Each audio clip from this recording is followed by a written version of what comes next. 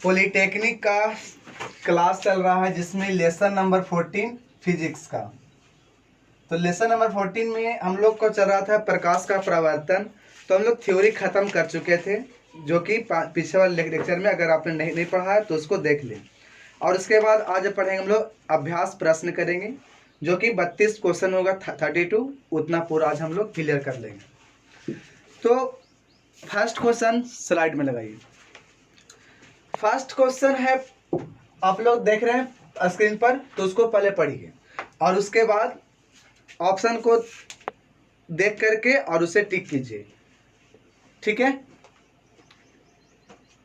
चलिए, तो यहाँ पर लिखा हुआ है पूर्ण परावर्तन।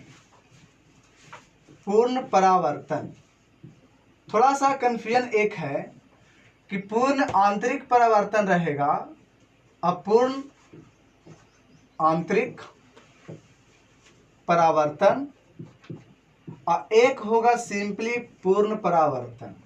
दोनों में अंतर है। पूर्ण परावर्तन कहने का मतलब यह हुआ कि अगर कोई रिफ्लेक्टिंग सरफेस है, परावर्तक सतह, तो इस पर कोई लाइट आई और आने के बाद सतह से टकराने के बाद ये क्या होगा, लौट जाएगा अपने माध्यम में। तो पूरा जितना लाइट आया था उतना ही लाइट अगर अपने माध्यम में लौट जाए तो इसको बोलते हैं पूर्ण परावर्तन। लेकिन पूर्ण आंतरिक परावर्तन तब होता है जब यहां से हम बोलते हैं कि ऊपर सघन हो और नीचे विरल, या तो नीचे अगर हम लोग सघन मान के चले डेंसर मीडियम और ऊपर मानते हैं रेरर मतलब विरल माध्यम, तब यहां पर हम लोग देखें एक कंडीशन देखते हैं। तो एक लाइट मान लेते हैं कि ये है, तो जानते हैं कि एक माध्यम से दूसरे माध्यम में जब लाइट प्रवेश करती है तो उस घटना को अपवर्तन कहते हैं। तो अपवर्तन कहते हैं, तो यहाँ पर देख रहे हैं कि जब सघन से विरल में कोई लाइट जाती है तो जाना चाहिए था सीधे, लेकिन क्या होता है, नॉर्मल से दूर जाता है, तो नॉर्मल से दूर चला गया। फिर इसी को अब क्या करते हैं कि आगे हम बढ़ाते हैं। तो सोचिए कि जितना हम ये वाला एंगल को बढ़ाएंगे, इंसिडेंस एंगल को, इतना ये वाला क्या होगा और इधर आएगा। तो ये वाले पर अगर हम एक ऐसा सोचे कि इस लाइन के अनुसार लाइट को प्रवेश करवाया जाए तो ये लाइट मानते हैं कि सरफेस के समांतर चला जाए।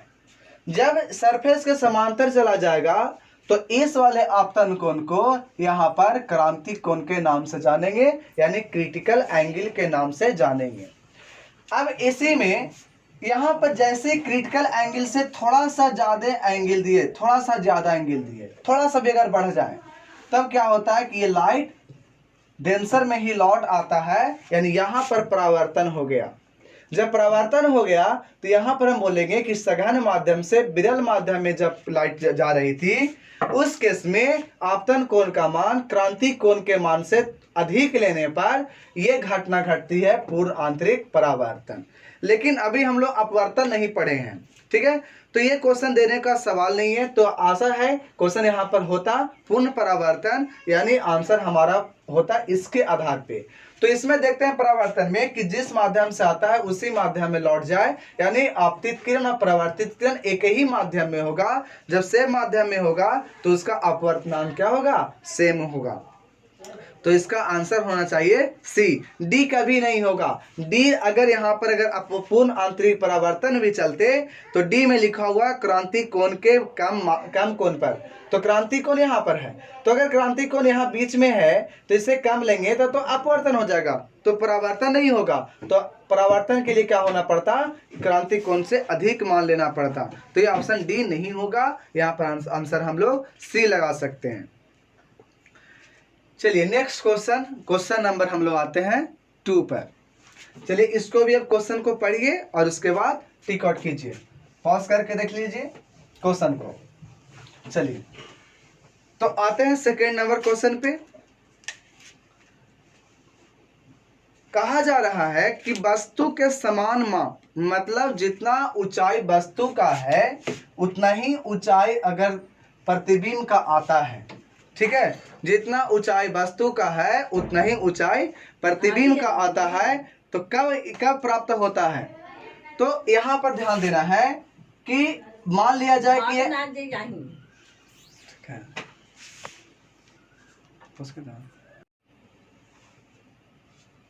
देखो समतल दर्पण में हम जानते हैं कि जितना आकार का वस्तु होता है उतना ही आकार का प्रतिबिंब बनता है, लेकिन प्रतिबिंब हमेशा आभासी होता है। ये समतल दर्पण में होता है। अवतल दर्पण में ये हो सकता है कि जितना आकार का वस्तु है उतना ही आकार का प्रतिबिंब बनेगा, लेकिन वो उल्टा बनता है। ये होता है अवतल में और ये समतल में। लेकिन उत्तल में ये हमेशा होता है कि जितना आकार का वस्तु है उससे छोटा ही हमेशा प्रतिबिंब बनता है।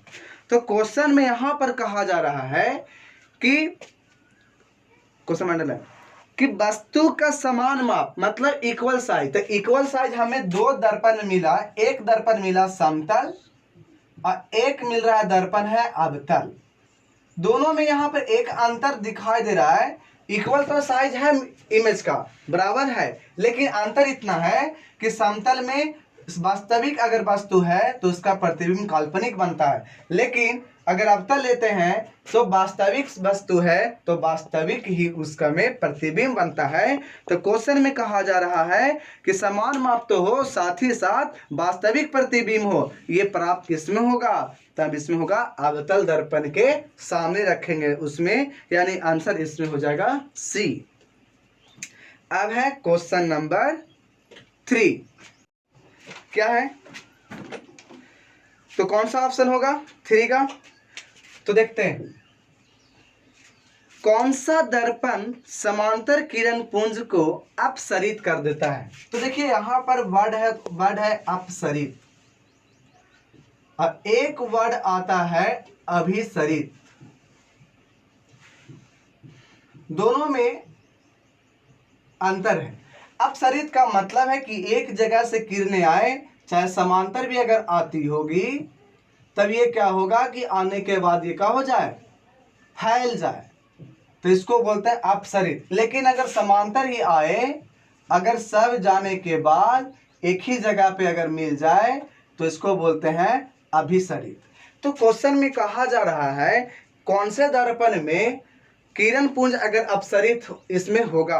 आपको दिया जा रहा है समतल, अवतल, उत्तल और इसमें से कोई भी दर्पण हो सकता है। तो देखते हैं। तो अगर हम यहाँ पर ले लेते हैं समतल में, तो समतल में जानते हैं कि कोई भी लाइट अगर पैरेलल अगर देंगे इसमें, तो खुद अपने पाथ को रिट्रेस कर जाएगा। तो ये ना इसमें अपसरित हुआ ना इसमें अपसरित हुआ। अवतल अगर हम यहाँ पर ले लेंगे और यहाँ पर क्या होगा? फोकस और यहाँ पर सी। तो अगर जो भी लाइन आएगा पैरेलल, तो वो सब क्या होता है? फोकस से जाकर के पहुंच जाता है। मतलब ये फोकस जब पास करेगा, इसका मतलब क्या है कि ये डाइवर्जिंग नहीं है, अपसरित नहीं है, यहाँ पर अभिसरित है। तो ये ऑप्शन उत्तल भी नहीं होगा, सॉरी अवतल भी नहीं होगा और समतल भी नहीं होगा। लेकिन देखते हैं उत्तल में क्या प्रोसेस है। तो अगर उत्तल दर्पण अगर यहाँ से हम माने, तो यहाँ पर होगा फोकस। तो अगर किरणें यहाँ से आएगी तो लगेगा कि ये फोकस जा रही है, लेकिन क्या होगा? परिवर्तन के बाद ये इस पाथ से चली जाएगी। उसी प्रकार से और भी लाइट आएगा तो लगेगा कि फोकस से जा रहा है, लेकिन क्या होगा? ये इधर अगर रिफ्लेक्टिंग के बाद उसी प्रकार से अगर और भी दे देंगे तो यहाँ से इस प्रकार से हमें पता चलेगा। इसका मतलब क्या हो रहा है कि जो भी किरणें आ रहा था, आने के बाद टकराने के बाद ये सारे लाइट फैल चुके हैं, मतलब ये अपसरित होगा, डाइवर्जिंग बीम होगा। तो ये कौन सा मिरर दिखने को मिला? तो ये उत्तल। देखिए ऑप्शन कौन में है? तो उत्तल आपका ऑप्शन सी में होगा। ठीक है, चलिए अब नेक्स्ट क्वेश्चन है 4 नंबर। 4 नंबर में देखते हैं। चलिए अब उसको बनाइए। अवतल दर्पण से अपसारी किरण पुंज प्राप्त करने के लिए वस्तु को कहाँ रखेंगे? अपसारित का मतलब कि फैलाना है, तो वस्तु को कहाँ रखेंगे? तो सोचना ऐसे कि अगर यह अवतल दर्पण है और यह है फोकस और यह है सी, अगर हम इधर में रखेंगे तो यह हमेशा कन्वर्ज करेगा, ठीक है, होगा नहीं। लेकिन अगर यहाँ पर रख करके देखा जाए वस्तु को, तब क्या होगा? लाइट ऐसे आएगी तो इस प्रकार से फोकस से जाएगा। फिर अगर लाइट यहाँ पर देंगे तो क्या होगा? इस प्रकार से। तो क्या लग रहा है कि कभी लाइट इधर में मिलेगा क्या? नहीं, तो ये हमेशा क्या हो रहा है, स्प्रेड कर रहा है, फैलते जा रहा है। इसका मतलब है कि ये अपसरित हो रहा है, डाइवर्जिंग हो रहा है। तो ये वाला हमें प्रोसेस में हम देख रहे हैं कि अवतल दर्पण के द्वारा भी अपसरित होता है, लेकिन कौन सा केस में, जब वस्तु को ध्रुव और फोकस के बीच रखा जाता है तब होता है। तो आंसर इसका हो जाएगा डी। चलिए अब नेक्स्ट क्वेश्चन 5 नंबर पे देखिए, और उसको भी पॉज करके उसको बना करके देखिए और उसके बाद सॉल्यूशन देखिए।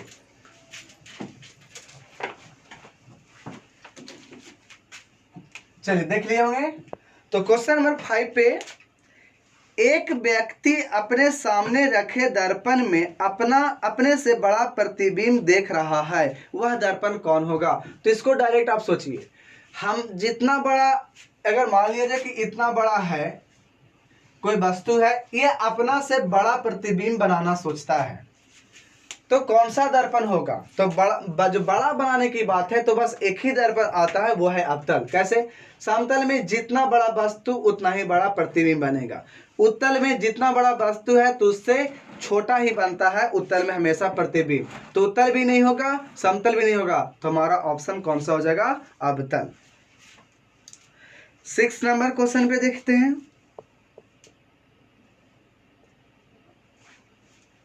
चलिए 6 नंबर क्वेश्चन देख लीजिए। इसमें कहा जा रहा है 6 में कि फोकस दूरी एफ है। 6 में फोकस दूरी एफ के अवतल दर्पण, तो ये अगर हम यहां से बोले कि ये अवतल दर्पण है और इसकी फोकस दूरी एफ, उसके बाद अवतल दर्पण के मुख्य अक्ष पर 2f की दूरी, यानी यहां से 2f की दूरी, तो यहां से 2f दूरी मान लेते हैं यहां पर। तो यहां से जब ये 2f दूरी होगा, यहां पर कोई वस्तु को रख दिया गया है और वस्तु को रखा गया है जिसकी लंबाई है 5 सेंटीमीटर। तो इसकी लंबाई कितना है, 5 सेंटीमीटर लंबाई है। तब क्वेश्चन में पूछा जा रहा है कि इसके प्रतिबिंब की लंबाई क्या होगा। तो इसको बना भी सकते हैं HI/HO से, लेकिन उसकी जरूरत नहीं है। डायरेक्ट ऐसे क्वेश्चन को बनाने के लिए सोचना है। कैसे, जानते हैं कि R = होता है 2f, यानी जो 2f दूरी होगा यहाँ पर होगा त्रिज्या, रेडियस, वक्रता त्रिज्या। जब वक्रता त्रिज्या होगा मतलब ये वक्रता केंद्र होगा। तो हम जानते हैं कि अवतल दर्पण में कि वक्रता केंद्र पर जब वस्तु रखा जाता है तो उसका प्रतिबिंब वक्रता केंद्र पर ही बनता है। और जितना हाइट होता है इमेज का उतना ही, जितना हाइट होता है वस्तु का उतना ही हाइट होता है इमेज का। यानी यहाँ पर वस्तु अगर 5 सेंटीमीटर लंबा है तो प्रतिबिंब भी कितना होगा, तो 5 सेंटीमीटर लंबा। यानी हम बोल सकते हैं कि HI कितना होगा, 5 सेंटीमीटर लंबा। इसको बनाने की जरूरत नहीं है। चलिए नेक्स्ट क्वेश्चन है 7, उसको देखना है बना के।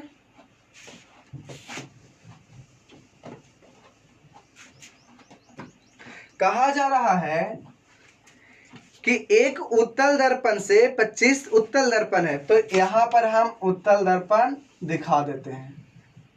चलिए इसके बाद उत्तल दर्पण से 25 सेंटीमीटर मान लेते हैं कि यहां पर होगा 25 सेंटीमीटर। 25 सेंटीमीटर दूर रखी एक वस्तु का प्रतिबिंब की लंबाई आधा है। यहां पर कोई वस्तु रखा था, वो इसका प्रतिबिंब कहाँ बन रहा था से नहीं पता, लेकिन इतना बात पता है कि अगर वस्तु की ऊंचाई HI बोल देते हैं, सॉरी HO बोल देते हैं, तो प्रतिबिंब का ऊंचाई है वो वस्तु के ऊंचाई का आधा है। ये क्वेश्चन में कह दिया गया। फिर से क्वेश्चन पढ़ते हैं। कहा जा रहा है एक उत्तल दर्पण से 25 सेंटीमीटर दूर रखी वस्तु का, एक उत्तल दर्पण से 25 सेंटीमीटर दूर रखी वस्तु का प्रतिबिंब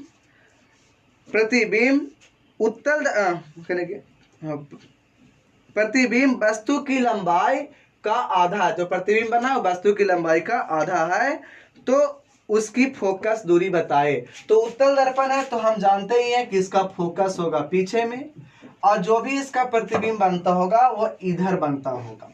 ठीक है, यहां तक कोई दिक्कत। इसका मतलब है कि हमें m बराबर दे दिया है कितना, 1/2। कैसे, तो m मतलब आवर्धन, मैग्निफिकेशन। इसको जानते हैं कि HI/ होता है HO, इतना होता है। तो यहां से हम मिल जाएगा कि आवर्धन हो गया कितना, इतना। कैसे, तो HI के जगह पे हम इतना रख देंगे अगर HO/2 और HO को छोड़ देंगे तो कट जाएगा, तो आपका मैग्निफिकेशन का फॉर्मूला वैल्यू आ जाएगा 1/2। लेकिन फॉर्मूला जानते हैं होता है -B/U। जब इतना जानते हैं तो देखते हैं यहाँ से क्या बनेगा। 1/2 रहने देते हैं, -B के बारे में नहीं पता। एक बात यहाँ से ध्यान से सुनना है, जिसके बारे में नहीं दिया रहता है उसको में साइन नहीं पुट करेंगे, ठीक है। जैसे यहाँ पर प्रतिबिंब कहाँ बनेगा ये नहीं बताया, तो प्रतिबिंब में साइन नहीं देंगे कि प्लस होगा माइनस, जो था उसको हम लिख देंगे, भी था भी लिख देंगे। लेकिन यू के बारे में पता है कि 25 सेंटीमीटर के पर बन रहा है, तो जो भी लाइट ऐसे आएगा तो आपतित किरण का दिशा किधर है, लेफ्ट टू राइट। लेकिन यहाँ पर वस्तु की दूरी अगर माप रहे हैं तो आ रहा है राइट टू लेफ्ट, तो उल्टा हो गया ना दोनों का दिशा। जैसे उल्टा हो जाएगा तो लेते हैं क्या चीज, माइनस, यहाँ से हो जाएगा -25 कट जाएगा, तो यहाँ से V = आएगा 25/2। ये जाएगा ऊपर में तो क्या आ जाएगा 25 ऊपर और नीचे में कितना 2, तो ये आएगा 25/2 V का मान प्लस में। और U का मान पता है हमें, क्या चाहिए F। जैसे ही F चाहिए तो अब हम लोग आते हैं दर्पण सूत्र से। तो देखिए दर्पण सूत्र क्या होता है, 1/U + 1/V = 1/F। U कितना होगा -25, V कितना होगा 25/2 और F हमें पूछा जा रहा है। ये दो को क्या कर देंगे, ऊपर भेज देंगे, तो होगा कितना -1/25 और +2/25 = 1/F। इसका मतलब 25 यहाँ एलसीएम लेंगे, -1 + 2 = 1/F। इसका मतलब 1/25 = 1/F। दोनों को अगर पलट दिया जाए तो यहाँ से आ जाएगा F = 25। ठीक है, तो यहाँ पर आंसर कौन सा होगा, सी ऑप्शन सही होगा। ठीक है, चलिए नेक्स्ट क्वेश्चन 8 नंबर पर आते हैं।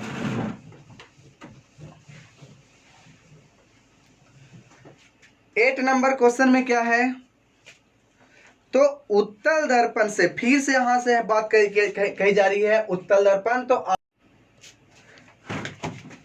फिर से यहां पर कहा जा रहा है उत्तल दर्पण को। तो जैसे ही क्वेश्चन में आ जाए उत्तल दर्पण तो आपको उत्तल दर्पण यहां पर खींच लेनी है। तो चलिए यहां पर हम उत्तल दर्पण ड्रॉ करते हैं।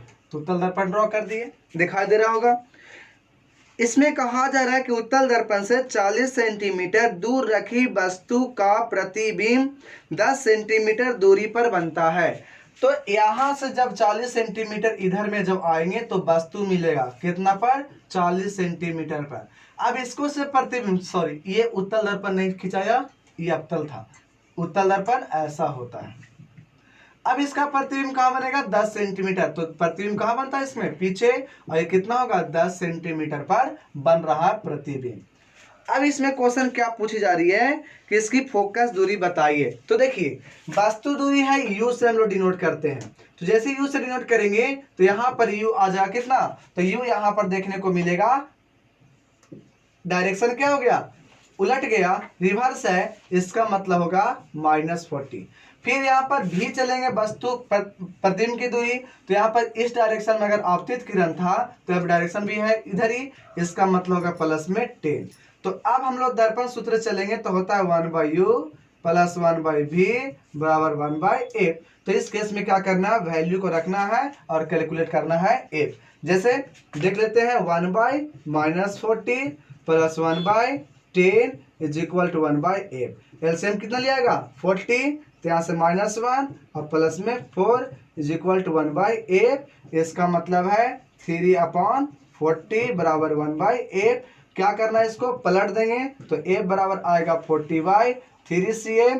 तो लगभग कितना 13 पॉइंट समथिंग, जो भी होगा ऑप्शन में 13 के आसपास, उस ऑप्शन को टिक कर देना है, आंसर हो जाएगा 13.3 के आसपास आएगा। ठीक है, चलिए अब हम लोग आते हैं क्वेश्चन नंबर 9 पर।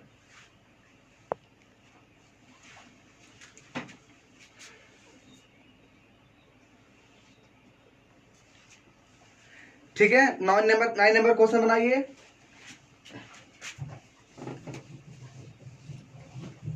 क्या है क्वेश्चन चलिए क्वेश्चन पढ़ते हैं।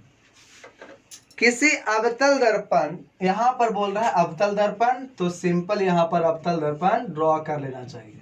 चलिए ड्रॉ कर लिया गया।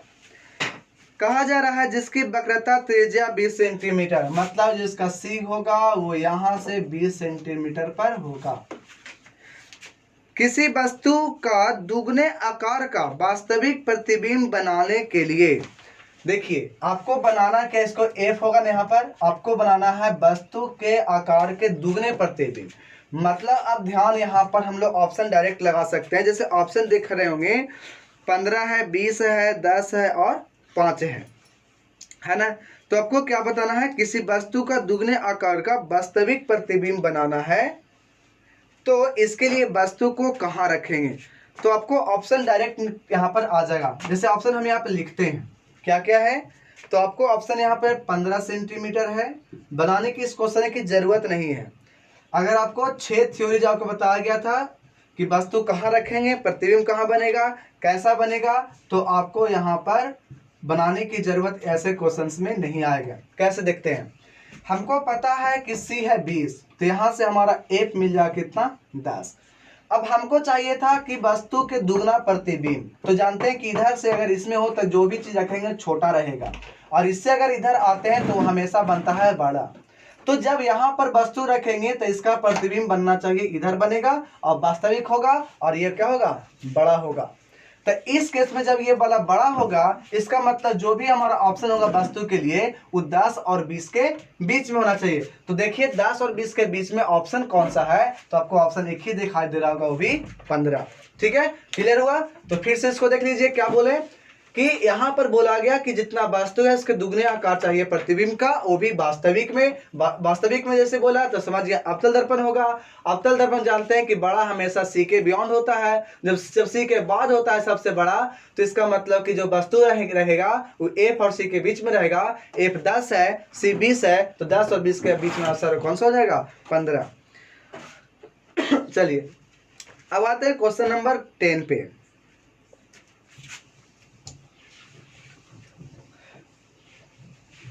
चलिए क्वेश्चन नंबर 10 क्या है, पढ़ते हैं। एक मोमबत्ती की ज्वाला का प्रतिबिंब अवतल दर्पण के सामने उससे 30 सेंटीमीटर की दूरी पर बनता है। तो पहले इसको अवतल दर्पण खींच लो। चलिए अवतल दर्पण हम ड्रॉ कर लिए। इसमें कहा जा रहा है कि मोमबत्ती की ज्वाला, मोमबत्ती जब जलेगा तो उसका जो लौ निकलता है ज्वाला, उसको रखा जा रहा 30 सेंटीमीटर की दूरी पे। तो मानते हैं कि यहाँ पर रखा जा रहा है। हाँ, तो एक मोमबत्ती की ज्वाला का प्रतिबिंब अवतल दर्पण के सामने उससे 30, यानी यहाँ पर प्रतिबिंब बन रहा आई, और जो कि कितना पर 30 सेंटीमीटर की दूरी पे। ज्वाला की लंबाई 10 सेंटीमीटर है। तो पहले जो ज्वाला था उसकी लंबाई कितना था, 10 सेंटीमीटर, तथा उसके प्रतिबिंब की लंबाई कितना मिला, 5।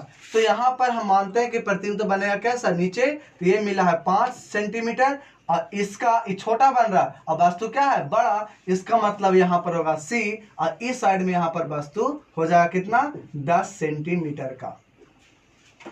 ठीक है, ये क्या है, छोटा, ये क्या है, बड़ा। मतलब सी के इधर होगा और इधर में क्या होगा, एफ हो जाएगा। अब क्वेश्चन में क्या पूछे जा रहे हैं कि दर्पण की फोकस दूरी। तो आप सोचो ऑप्शन में क्या है, सब देख लेते हैं। ऑप्शन में है यहाँ पर 10, 20, 15, 5।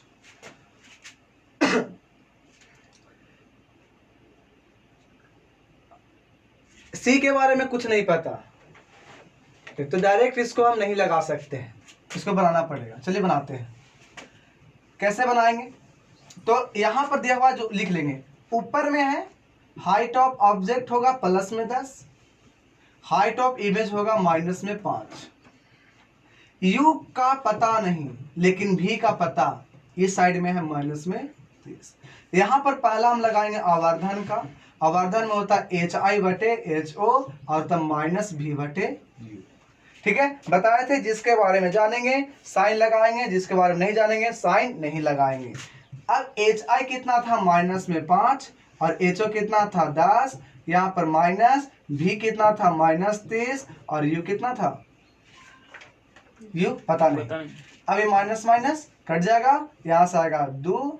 अब यहाँ से क्या करेंगे, u को भेज देंगे इस डायरेक्शन में, तो यहाँ से क्या होगा 2 को इधर भेजेंगे, 33 दूना 60, यानी हमको u मिल गया 60 सेंटीमीटर, वो भी किस चीज में, माइनस में। ये माइनस रहेगा तो माइनस में। अब हम लोग को यहाँ पे आना पड़ेगा दर्पण सूत्र से। दर्पण सूत्र क्या होता है, 1/u प्लस 1/v बराबर 1/f। तो इस केस में चलेंगे तो 1/u, u कितना आया -60 और b कितना है -30 है और बराबर 1/f चाहिए। तो यहाँ पर 60 LCM तो -1 और यहाँ से माइनस ऊपर जाएगा, 30 था तो कितना 2 बराबर 1/f। इसका मतलब यहाँ पर -3/60 बराबर 1/f, मतलब कटेगा कितने बार में 20। जब इधर जाएगा या तो पलट देंगे तो आएगा -20 बराबर f, यानी f is equal to 20 centimetre. ठीक है, तो इसका आंसर क्या होगा, 30 से छोटा। और ऑप्शन में इसलिए नहीं निकाल पाए क्योंकि इसमें सारे ऑप्शन छोटा ही था। ठीक है, तो आंसर इसमें क्या हो जाएगा, f is equal to 20 centimetre. तो अब आते हैं क्वेश्चन नंबर 11। तो 11 नंबर क्वेश्चन इसको पढ़ा जाए।